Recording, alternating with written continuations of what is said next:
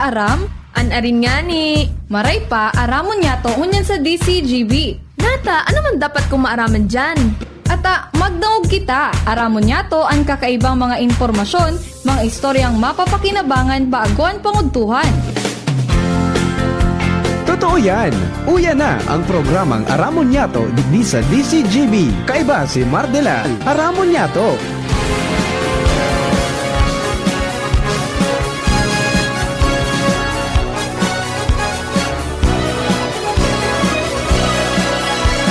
Kabayan, dapat mong malaman na kailangan mong maintindihan ang usapan na may kinalaman sa iyong kapaligiran. Gaya ng aming sinabi, makinig ka.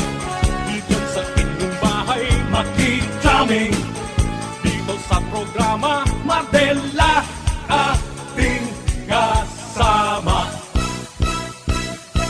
Pakinggan natin si Mardela. Samahan natin si Mardela. Mga tugang, good morning! I'm gonna knock on Good morning, Luzon, Visayas, Mindanao. Welcome sa programa Aramon Yato ngayon pong Wednesday. Merkulis po ngayon. Petsa 17 sa bulan, mga tugang kan September 2025. Palapit na ng palapit, adi. Ano, 99 days na sana? Bago magpasko. Sa mga late tuners, yun po ang Aramon Yato program. Digdi po sa radyo DCGB. 729 kHz sa bitang ka mga radyo. Nahiling man sa mga social media platforms niya to. Mga tugang, social media platforms kan DCGB. Ang DCGB News Online Facebook page. Siring man kan DCGB YouTube channel. As sinadadangog sa cellphone, kapagi po kan DCGB Live app. Download niya lang po yan sa atin pong mga store, no? And then, syempre, sa mga birthday celebrators, happy birthday, many reasons of the day, more life, prosperity, and happiness. Ako pa sinong lingkod, Mardela day iba sa dit sana, pero diyan. Laro technical, diyan po dyan si Chief Ramir Tanay, diyan man si Jerome Nico Martinez, sa DCGB Social Media Department, siya pong IT. Newsroom, kasabay niya to, mga tugang si Shara May Liron, saka si Nicole Ann Gloriani. Not feeling well daw si Mama Jenny. Ano kaya nangyari, di?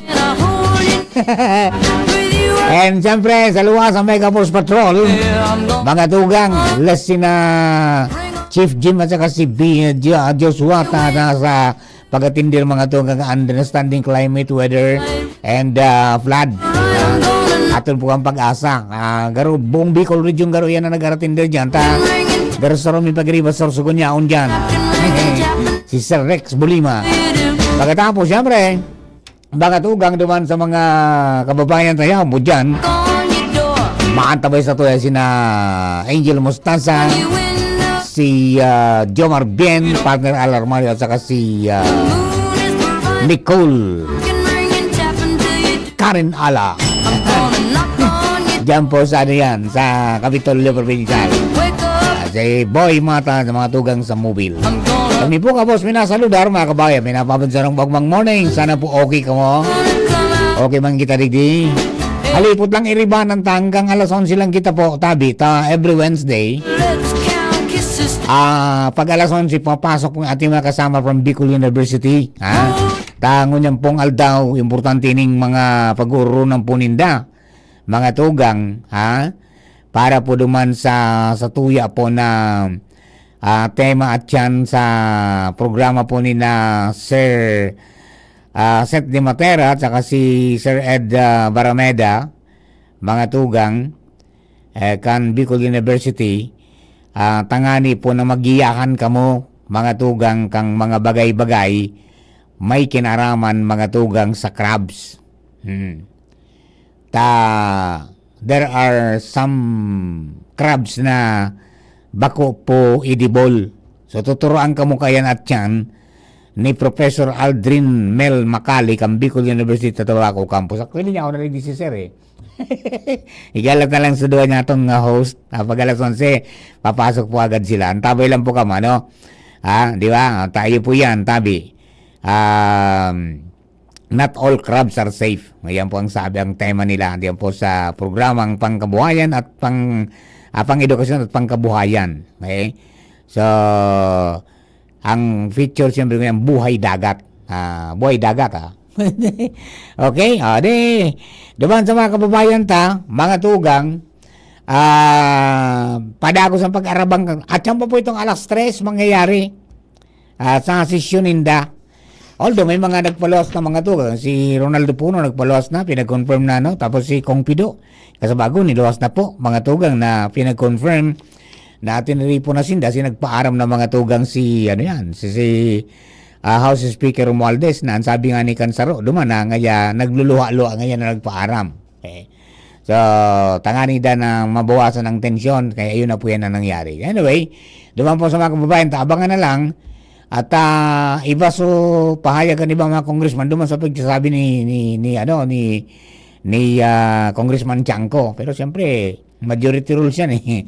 Di ba? Kung yung bilog na House leadership ang mangyari, so masunod, so napagururong kasudma. Pero may pipipirit siya na dapat nga kung magsalita ng speaker, gabus niya sa ralidahan mga key officials nga dyan sa anyway, tingnan na lang natin yan mamaya. Good morning kay partner King Rinaldo. Diyan po mga tugang sa Bunker Hill. Naka-monitor at naka-dangog. Sharing man, siyempre, si Kuya Bob Gandano diyan po sa Tabaco City. At saka si Bing Buen Bores. Sharing man si Sir Jeff Santos diyan po sa Queensland, Australia. Okay. Bueno, ngunyan pong aldaw, kaya na bulan, September, siring ka na ako ng bitang mga kaagi, padagos po ang ispersos man kan mga ahin sa di gobyerno para isulong. Ini po na importansya ngunyan mga tugang kan bambu, butong, o kung ano pa man kawayan, sabi nila, sa buhay tangon yan, bako na sa nangayang natural resource, pero sa na siya pong platform para sa sustainable development, climate resilience and inclusive growth. Mamaya po balikan natin yan importante po yan para duman sa mga kababayan. Kita po baga, ordinaryong mga siyudadano, ang aram to sana sa bamboo is pangkudal, panggibong kubo. Diba? Pero marami po pala. There are 1,000 ways mga tugang para makabuluhan na maging parte ng kabuhayan. Iyan po ng mga bamboo sa buhay Alright, dagdagan na po mga istorya. Hali po niyan sa luwas. Si Pading Jong Arbiana sa linya. Padi, good morning Padi. Salamat Paring Mar, good morning. Good morning sa mga parantabay. Manungod man sa padi sa environment and pigtutukar mo. Iyo man dining manong report, iyo man ini pag-uulayan tabuda ining sakuyang ma-interview mo niyan.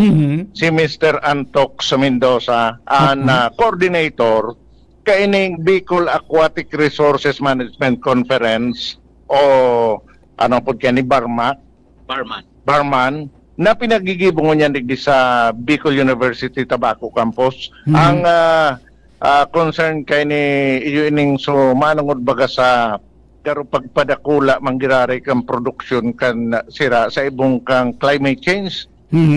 Matindi na ang climate change. And mahagad lang kita sa key overview kay ni siya nag-organize mismo kay ni nga ta pinagigibon ni Denny na possible na mga outcome kan pagburolay na ini. Napigla atindiran kan manlain-lain na mga representante sa manlain na mga state colleges, state universities, may sa pribado, ngunya na aldaw na ini, 2 day na pag-tiripon ini na pinigpirunan ngunya na aldaw. Sir, Mr. Antok sa Mendoza, live po kita sa DCGB. Nasa ibong nalinya si Mardila. Hello sir, good morning. Ay, good morning po, sir. Yes, sir. Po sa kabos na paradangog mo dyan. Opo, na-saving niyo po sa program. Ang pagkakataon po ni para mas malinawang mga kababayan ano po ining sa indong aktibidad po ngunyan na pagkaga? Okay po. Ini pong Barman Conference 2025, dapat regular mi po hindi pigagibo kang Bicol University. Ako lang meaning kay ni Bicol Aquatic Resources Management Conference. Ini po kasarabay kang aktibidad na pigagibo man po nationwide, kang fisheries, kang Bureau of Fisheries na Fish Conservation Month. Mhm. So sinabay tayo ni Duman. Ang topics na po digdi is gabos na mga researches, gabos na mga mga activities, research and extension activities Mhm. kang mga private and then mga state universities and colleges digdi po sa Bicol region. Pero sa ngunyan po ginibo tayo ni siyang garaw national ang scope Mhm. kasi ang satuya pong saro na plenary speaker ay ang Bicolano naman siya pero siya po ang regional director kang NCR sa Aha. BIFAR. Opo. So bali ang mga kairibata po digdi is garo ma-showcase ini siya. Garo kasarabay po pa ni siya kang saro ming grupo na pigapod na BIFERDEN. So sabihan Bicol Institute of Fisheries RDE or Research Development and Extension Network garo Mhm. BIFERDEN. So kasarabay po digdi ito nga ni sabi ta mga issues so kaya diyan po digdi ang mga researchers kang Catanduanes State, kang taga Partido State, kang taga Sibiswa Mhm. tapos ang Sorsogon State, gabos po yarawon digdi ma-showcase po kita ano ang mga initiatives or mga activities na pigagibo po kang sa tuya pong mga institution Mhm. sa fisheries matungod po sa pagpreserba, pagmanihar, Mhm. as in yung so pagpadakol kang sa tuya pong mga aquatic resources sa Kabikulan. Yes po, Bayaran training- po, Cancer. Training climate change baga talaga, mahiwas po ang, kung baga ang epekto kayo ni, halos sa gabos, and pag nailigtas dyan ang aquatic resources. Iyon po ang inot na natatamaan ang katubigan ta kasi yung yung pigapod ta. So ini ang inot na palatanda ng pigapod tang sea level rise Mhm. saka so sea surface temperature. So ang pag-init po kang kinaban, ang inot po na natatamaan ay ang ang kadagatan kasi siya po ang pinakadakula na area sa kinaban. Yun lang kunyan kung parang garon negligence din ini ang dapat na tawan tulos ning atensyon kang gobyerno ko ta. Yun po nga Lalo na sa mitigation garo tagaro anariparo ko and even sa mga seminars na atindiran mi, parang na-focus ita sa climate change adaptation baka duman sa Ay. mitigation. So sa parte po Correct. nindo, sa mga researches po nindo, ano ang dapat ang giribuon? Iyan po. Igo po kita ki mga activities para po mabawasan ini pong sa tuyang epekto or ining marabas na tang climate change po. Dahil man talaga iyan siya mapupundan ta. Mhm. Sabi nga ni ini siya, natural na mga phenomena. Opo. So pero ang problema ngunyan garo mas marabas asin mas makusog garo mabilison ngunyan ang pagsalida kang klimata. Mhm. So ang mga pigagibo ta po ngani ngunyan saro diyan is ining dapat mapadakol tagiraray so sa tuya pong mga mangroves. Yes. Mabawasan ta po so sa tuyang pollution. Mhm. Tanganing day po maapektuhan ini pong sa tuyang mga natural na resources lalo na ini pong sa tuyang mga isda asin pong iba pong mga laman dagat. May iba po kami digdingon yan ma-present siya about sa mga microplastics. Yan. Tapos igwa na nga ni po pala ngon yan sir na pigapod na nanoplastic masadit. Masadit Masadit. Baka Kaya kung nailing mo sa microscope so microplastics, baka yan na dahil mo na mailing. dahil na pinimaling makukuha na sa nini base sa sa chemical analysis o gararog nagsasabay na siya sa satuyang sistema. O gararog po ka. Yan, lagayan po Ayun ini na mga na mailuluwas tayong mga resulta kan research para maging guide kan sa tuyang mga leaders paano tayo ni kung baka man mapugulan at least mabawasan ang epekto. That will definitely bako lang sa marine resource na marine animals na madadali kundi baka pati sa tao.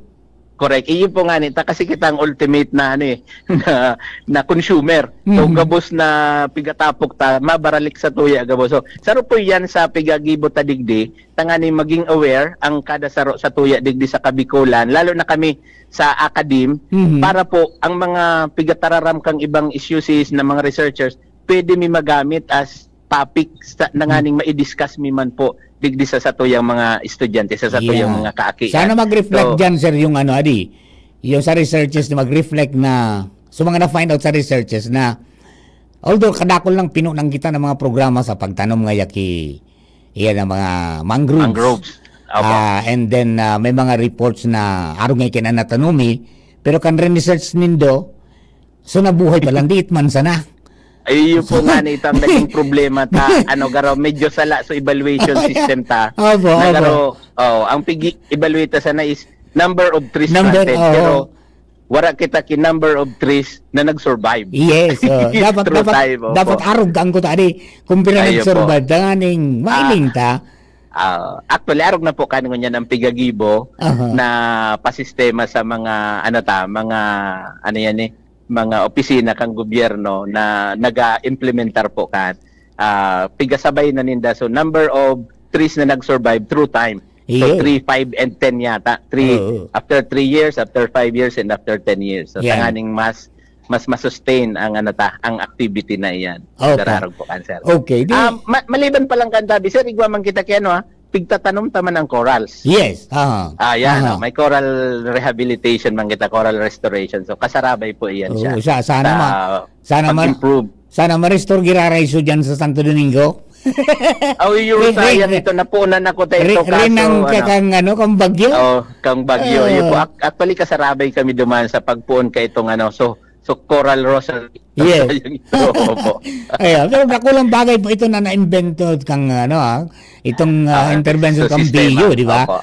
Na instead na mag-alat ka ng 25 years para maging mature ang sarong coral, Sa medyo coral. nagpapababa ta so kunyan dahil duman sa niyan sa solar, ano bang tawag niyo yun? Ayan po. So solar na yan, power Oho. na piga, ang apunta kay ito is electromineralization. Yan, Para oo. mas mapadali po ang accumulation kang calcium carbonate tanganing duman magdukot sa corals. Correct. So, Ayun, coral tama. polyp, so baby coral. So gararan po kan. So ano yan? Tirangal daw ka mo tabi, sir?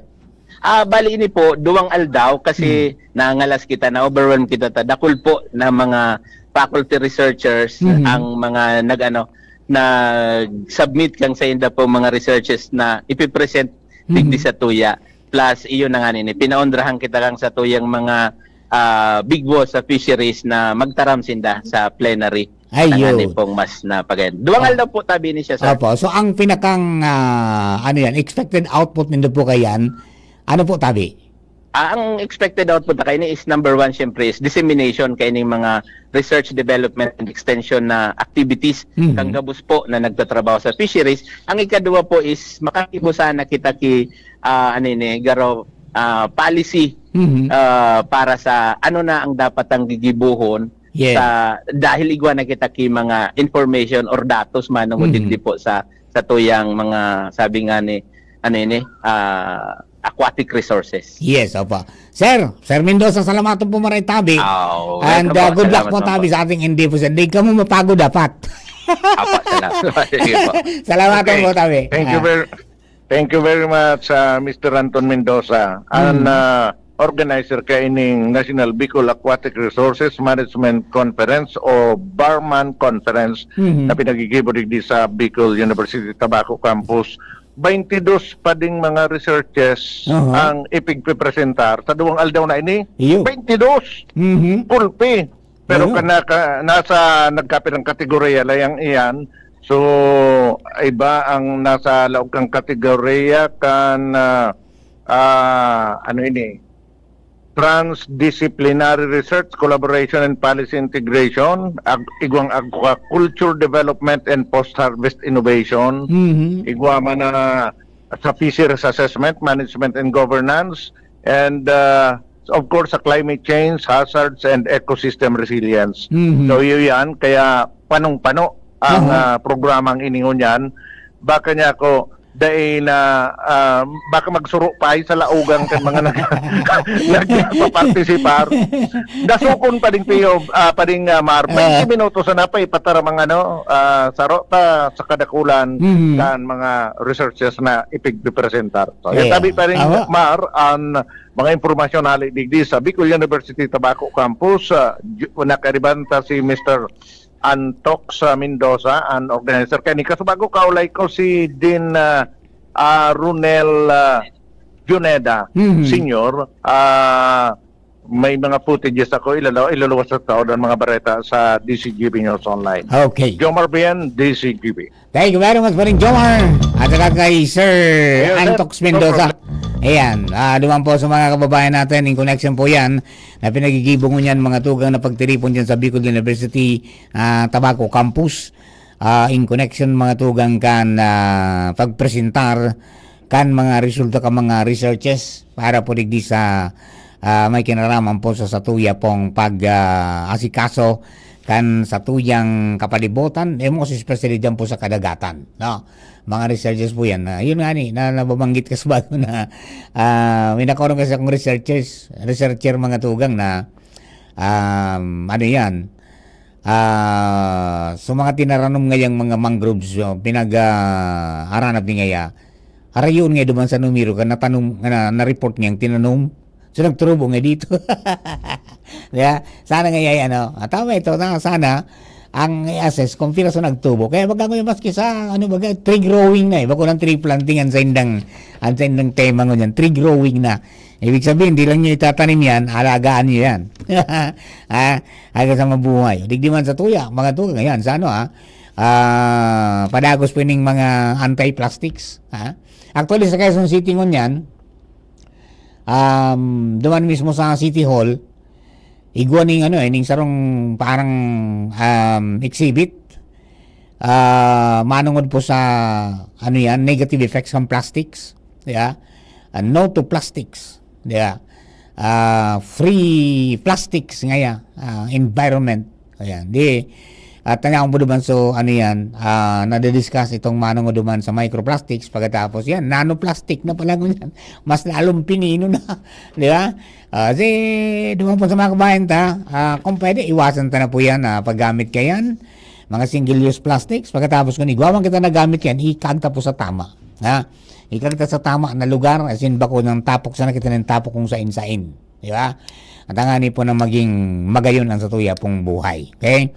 Alright, sagat na lang garo ini-diskute ron mga tuga na manungod po dito sa bamboo. At basta somewhere in Laguna, may nakakaumagid ng diit duman sa mga pinasiran mi sa Vietnam na nagigibo mga tugang ng mga products out of bamboo. Di ba? Nabako na lang na panggibo mong bay kubo yung pangkudal-kudal. Panggibo mong rangkapan, kundi epektibo mga tugang na panlaban naman ini sa climate climate change, pagmitigar sa climate change. Nasabi ta nga ni mga tugang na nakaaging discussion ta na iyan ang kumbaga natural mga tugang na panlaban sa climate change, naon mismo sa nature ta, di ba? Yung powerful solution sa climate crisis, and one of which na papangaranan mga tugang, yan po na bamboo. O ayan, saro lang yan. Pero apera dyan, naglalaog na siya maging sa construction, mga tugang, construction division, and may mga panels na made of bamboo. May mga tiles na made of bamboo. You cannot even differentiate kung yung bamboo ba ko, di ba? From the other materials, halos parehas na. Ayan.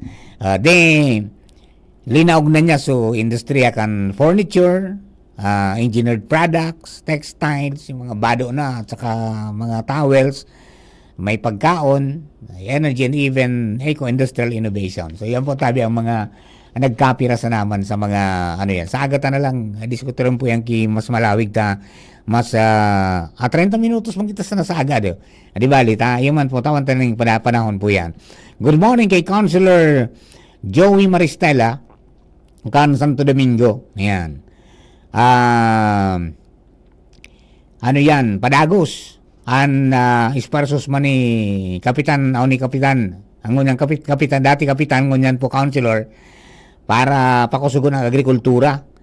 Ayan, piging ganyan niya ang 23 na barangay na mag-alokan ng pondo para sa agricultural support and services sa pong annual budget. Tama yan, ha? Tangani po na day masayang ang kunyan, day mawara kita sa hulog, magtaranong-tanom kita. Angani pong maging okay ang gabos. Ayan, alright, okay, sige. Diwan po sa mga kababayan nga to, mga tuga ko po yung ma-schedule na muna lagi po sa programa. I hope na kami po yung nakapaglingkod ng tapat at tama, ngunyan pong pag-aaga. tangani pong makapuon po sa oras ang mga pag-iriba natin Frigol University after the news break, mga tugang ang sa inda pong programa pang-edukasyon at pangkabuhayan.